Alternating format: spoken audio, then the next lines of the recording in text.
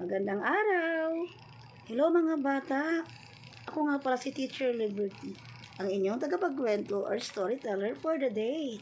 Handa na ba kayong makinig sa aking ikukwento?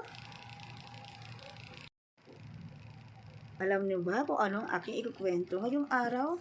Ito ay tungkol sa dalawang dating magkaaway. Ngunit sa bandang huli, sila ay naging magkaibigan. Sino kaya ito? Noong unang panahon, merong isang leon na nakatira sa kagubatan. Isang araw, pagkatapos niyang kumain, nakatulog ang leon sa ilalim ng isang puno. Nakita siya ng isang maliit na daga at naisip nitong makipaglaro sa kanya. Tuwang-tuwa ang maliit na daga na tumakbo sa likod na natutulog na leon. Akit panaog siya sa buntot nito. Nagising ang leon at ito ay sumigaw ng dumadagong-dong. Dinakpa ng leon ang maliit na daga. Kawawang daga ay walang kawala. Binuksan ng leon ang kanyang bibig para lunukin ang daga. Takot na takot ang daga. Mahal na hari, maawa po kayo sa akin. Huwag niyo po akong kainin. Patawarin niyo na ako. Pakawalan niyo na po ako. Tatanawin ko po itong isang malaking utang na loob. Pinagtawanan ng leon ang maliit na daga. Ha ha ha. Dahil sa imposibleng pangako.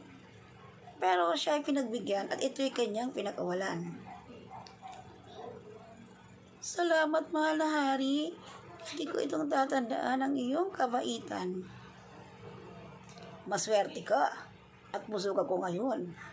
Katapos ko lang kumain. O sige, wag na mo akong gagambalain muli at tuluyan na kitang kakainin. Ang sabi ng leon. Pagkalipas ng ilang araw, umikot ang leon sa kagubatan. Ginawa ng mga ngaso ng bitag ang leon. Nagtago ang mga ngaso sa likod ng puno habang hinihintay ang leon. Paglapit ng leon, agad hinatak ang lubid at siya'y nadakip. Humiyaw ng napakalakas ang leon. Tinangka niyang makatakas ngunit siya ay sawi.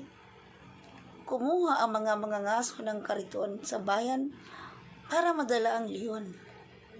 Hiyaw pa rin ang leon. Narinig ng mga hayop at ng daga ang hiyaw ng leon. Ang sabi ng daga, kawawa naman ang hari. Kailangan ko siyang tulungan. Nilapitan agad ang maliit na daga ang leon.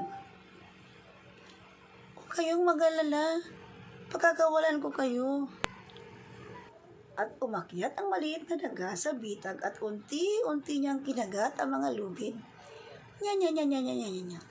Nya nya nya nya nya nya nya. Nya nya nya nya nya nya nya. Nya nya nya nya nya nya nya. Sa wakas, nakawala ang leon. Napagtanto ng leon na may kakayanan din ang maliit na daga. Maraming salamat, bubuit. Mula ngayon, malaya kang maninirahan dito sa aking kagubatan. Nasaklolo mo ang isang hari. Ikaw ngayon ang prinsipe ng aking kagubatan. Salamat din po. Paalam hanggang sa muli, ang sabi ng daga. Oh, saan ka pupunta? Ayaw mo bang maglaro ulit sa aking buntot? Ang sabi ng leon.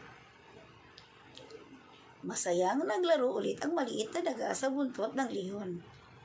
Maya-maya, bumalik ang mga ngaso na may dalang malaking kulungan para sa leon.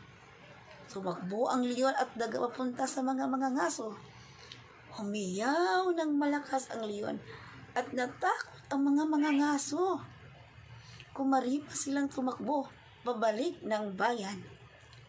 Mula noon, naging magkaibigan na ang leon at ang daga. O mga bata, nagustuhan niyo ba ang ating kwento ngayong araw na ito? Ano kayang mga aral ang napulot niyo sa ating kwento? Maraming salamat.